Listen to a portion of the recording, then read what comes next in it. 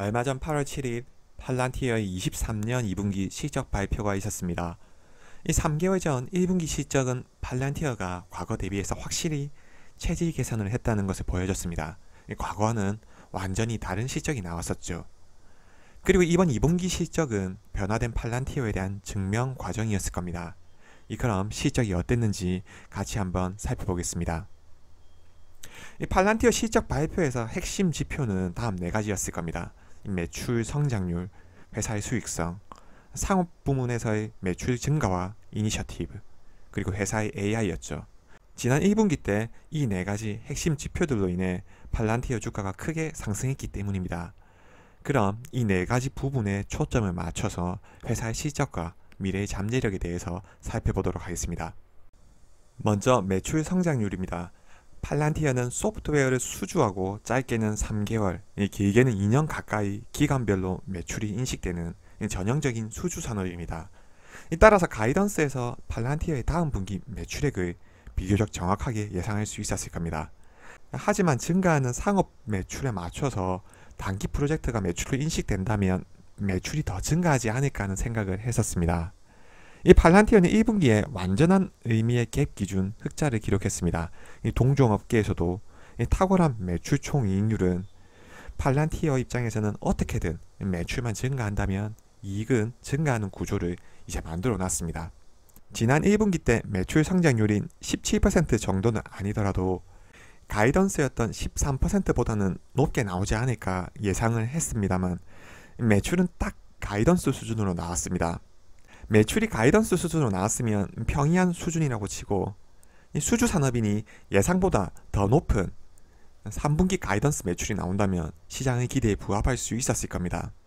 하지만 3분기 가이던스 매출도 16%로 잘 나오긴 했지만 시장의 기대보다는 낮았습니다.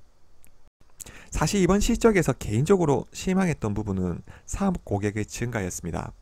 이 팔란티어의 정부 부문 매출은 갈수록 증가할 거고 팔란티어를 지탱해주는 뿌리 산업입니다. 하지만 팔란티어가 혁신적인 소프트웨어 기업으로 주가가 폭발적으로 상승을 하려면 상업 부문의 매출이 정부 부문보다 크게 성장해야 합니다. 1분기 이후 팔란티어 주가가 크게 상승한 것은 단순히 AI에 대한 기대감 때문은 아닙니다. 경기 불확실성에도 불구하고 매출 성장률보다 상업 부문의 매출이 더 빠르게 증가하고 있고 팔란티어의 AI의 상업 고객에 대한 새로운 레퍼런스들이 증가한다면 매출이 폭발적으로 상승할 수 있다는 기대감 때문이었습니다. 현재의 주가는 단순 밸류에이션으로 했을 때 낮은 가격이 아니기 때문입니다. 이 상업 부문 매출은 전년 대비 10% 증가한 2억 3,200만 달러였습니다. 미국 상업 매출은 전년 대비 20% 증가한 1억 300만 달러를 기록했습니다. 사실 이는 2분기 매출 증가율보다도 더 낮은 수치입니다. 시장의 기대에 못 미치게 나왔고 결국 상업 고객 증가가 부진했기 때문에 가이던스 외의 추가적인 매출 증대의 기회가 제한적이지 않았나 하는 생각이 듭니다. 다음은 수익성입니다. 마진은 1분기보다도 더 개선된 모습을 보이고 있습니다.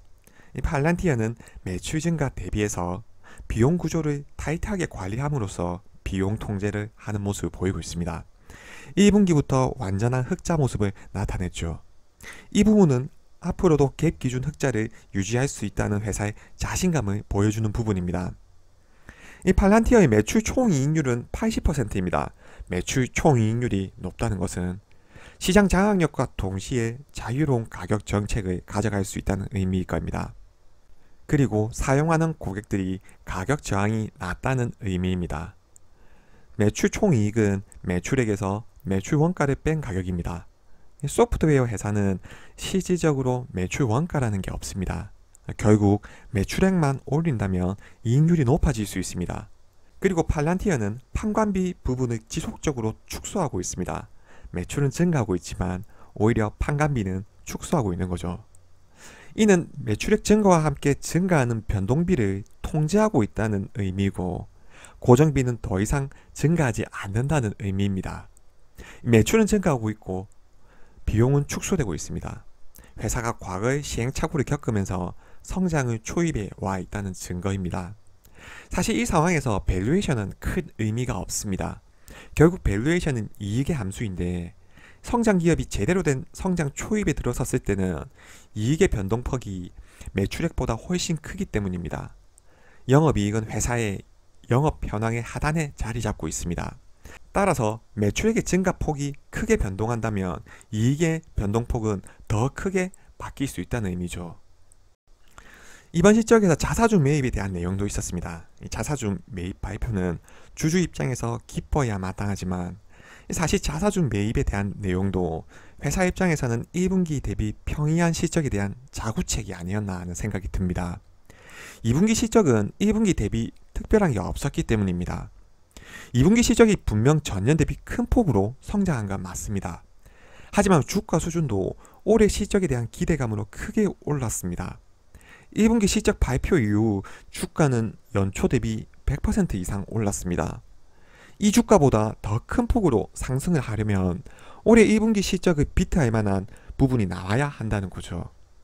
이 가이던스를 넘어서는 매출을 비롯해서 상업 고객의 계약 증가가 눈에 띄게 늘어나서 AI에 대한 회사의 폭발적인 수요를 확인할 수 있어야 했습니다. 반면 2분기 실적이 평이한 수준이라 뭔가 투자자를 위한 당근이 필요하지 않았나 생각이 듭니다. 현재 팔란티어는 성장에 목말라 있습니다. 돈을 벌 수 있는 구조인데 물건을 더 팔아야 되는 시점이죠. 빅데이터는 현재 성장 산업입니다. AI와 결합을 통해 산업 생태계 내에서의 확장성도 무한합니다. 팔란티어는 해당 업계의 선점자의 우위를 바탕으로 적극적으로 생태계 확장에 투자하는 게 맞다고 생각합니다. 오히려 영업 조직에 투자를 하거나 마케팅 고도화를 통해서 매출과 직결되는 분야에 현재는 자금을 써야 된다는 거죠. 3분기 가이던스는 매출 5억 5,300만 달러로 이는 전년 대비 16% 증가한 수치입니다. 그리고 연간 매출은 22억 1,200만 달러로 전년 19억 600만 달러 대비 16% 증가한 수치로 가이던스를 상향 조정했습니다. 오히려 2분기 현재보다는 하반기의 매출 인식에 대한 금액이 증가한다는 의미일 겁니다. 연간 16% 성장은 올해 글로벌 경기 불확실성을 감안했을 때 나쁘지 않은 실적입니다.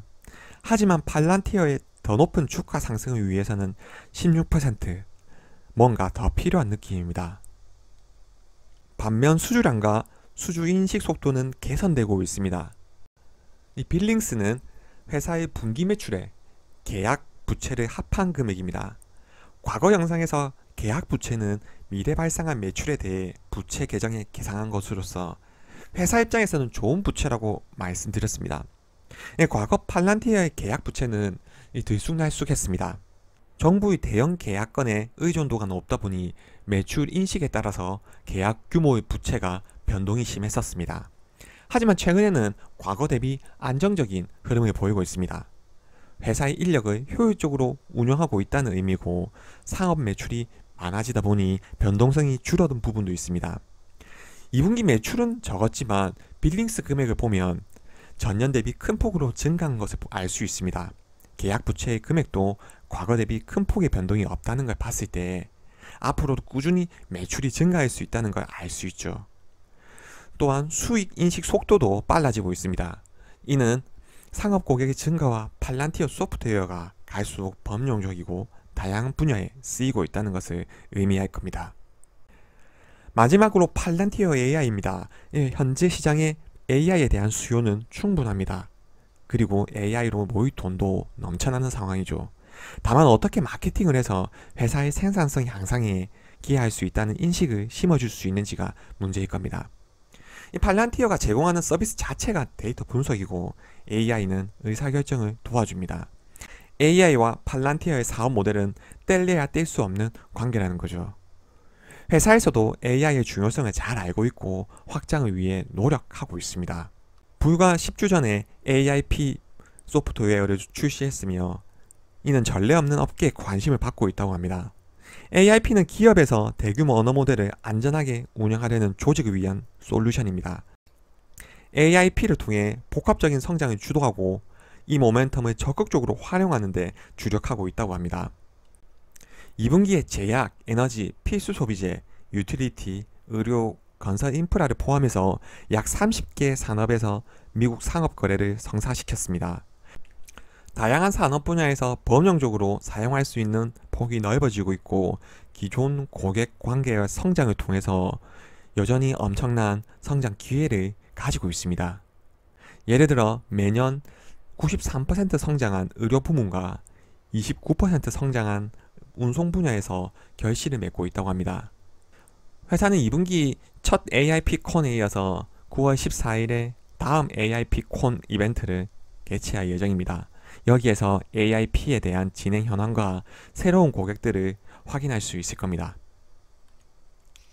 2분기 실적은 전년 대비 나쁘지 않은 실적이었습니다. 다만 1분기 실적 발표 이후 큰 폭의 주가 상승을 장담하기에는 뭔가 부족한 느낌이 들었습니다. 이 팔란티어는 빅데이터와 AI에 대한 시대적 흐름을 만났습니다. 20년에 가까운 기간 동안 빅데이터 의사 결정을 위한 사업 모델을 만들어 왔습니다.